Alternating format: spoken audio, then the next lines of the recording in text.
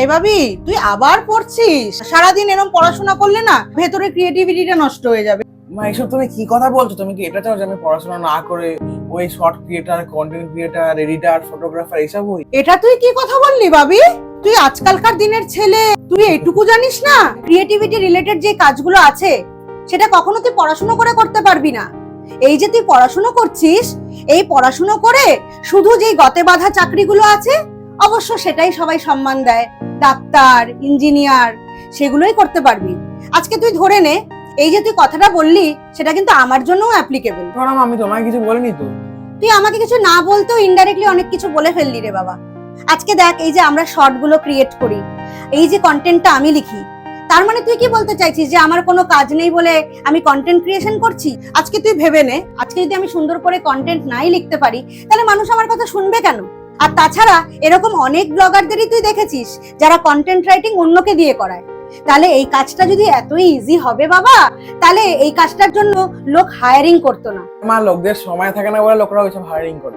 একদমই না বাবা, আমি চ্যালেঞ্জ করে বলতে পারি, এই যে কন্টেন্ট রাইটিং যে জিনিসটা, এটা ভেতরে থাকতে হয়, এটা পড়াশোনা করে শেখা যায় না। আজকে যারা কন্টেন্ট লেখে না, তারা অনেকটা সেই কন্টেন্ট নিয়ে ভাবে। আবার ধরে নে ফটোগ্রাফার, তোর যদি ভেতরে সেই ক্রিয়েটিভিটি না থাকে, তুই কি করে ফটো তুলবি? একটা ফুলের ফটোই মানুষ অনেক ভাবে তোলে, অনেক অ্যাঙ্গেল থেকে তোলে, আর কারোরটা দেখতে অসাধারণ লাগে আর কারোরটা জাস্ট আমরা স্ক্রোল করে চলে যাই। আর সেই যে ফটো তোলার থিঙ্কিংটা, ক্রিয়েটিভিটিটা, এটা ভেতর থেকে আসে। তাহলে মা, লোক কোর্স কেন করে? কোর্স কেন করে বলতো বাবা? এই যে ধর, আমি একটা মানুষ, আমি কানের দুল পরেছি, গলায় মালা পরেছি, কেন পরেছি? যেন আমাকে প্রেজেন্টেবল লাগে। কোর্সও মানুষ ওই জন্যই করে রে বাবা। ধর আমি একটা ফটো তুলতে পারি, আমার মনে সেই ক্রিয়েটিভিটিটা আছে, কোর্সটা তোকে এটাই শেখাবে যে ওই ক্রিয়েটিভিটিটাকে আরো সুন্দর করে কি করে প্রেজেন্ট করা যায়।